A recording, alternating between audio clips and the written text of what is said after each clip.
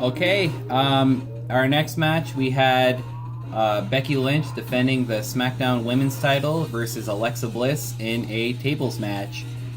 This was one of the actually most high-profile feuds on SmackDown lately. I really like the build. They've been kind of stretching it out for a long time. They kind of had to wait. Becky got hurt for a little bit when their first match was supposed to happen, and then they had a match in Scotland on SmackDown that was pretty good. And so they had their match here for, in a tables match after the last episode of SmackDown, which kind of led to that.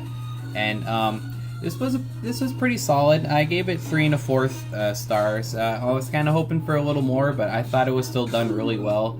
I was saying before that the tables matches are a little bit of a underrated match. I kind of liked a little bit of the creative tables, false table spots and everything, and they did a lot of that here.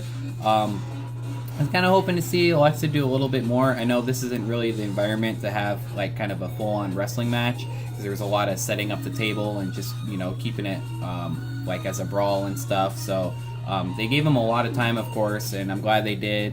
I loved the video package leading up to it. Made it really feel like a big deal. And crowd was a little quiet for it. I don't blame them all the way, but I kind of was hoping for a little more energy with this match.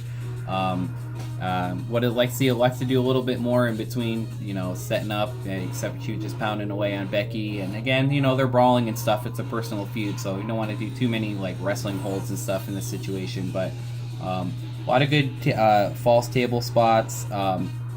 But eventually, it was Alexa Bliss with a powerbomb off the apron to Becky Lynch through the table, and we have a new women's champion, Alexa Bliss, and that I actually picked her to win the match.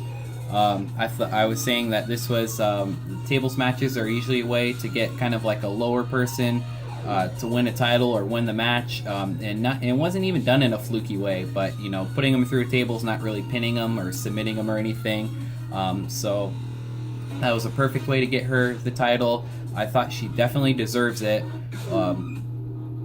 She's worked really hard, and I think I don't know if they even planned on having her elevated this high. I think they just, like with Carmella, I think they just wanted to get her foot in the door against an established person, and I think she just really caught fire, and it was time to pull the trigger on it. And so happy she won. She had a nice little segment on Talking Smack.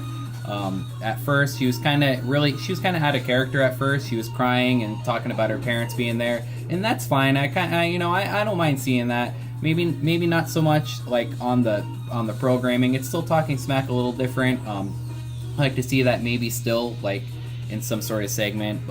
But she did turn it around right away when after she was kind of crying and so happy she won the title. I now love seeing that stuff too.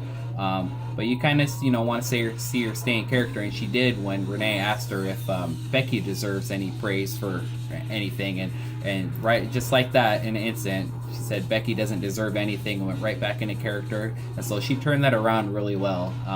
So I'm happy for Alexa. I've been a big fan of her. I think Becky's gonna actually win the title, maybe not right back. I think she is gonna win it back though if they have a rematch in a regular match. And that's fine. I'm not that critical of the flip-flopping titles like people are on Raw and stuff. I think that just makes everyone look good, and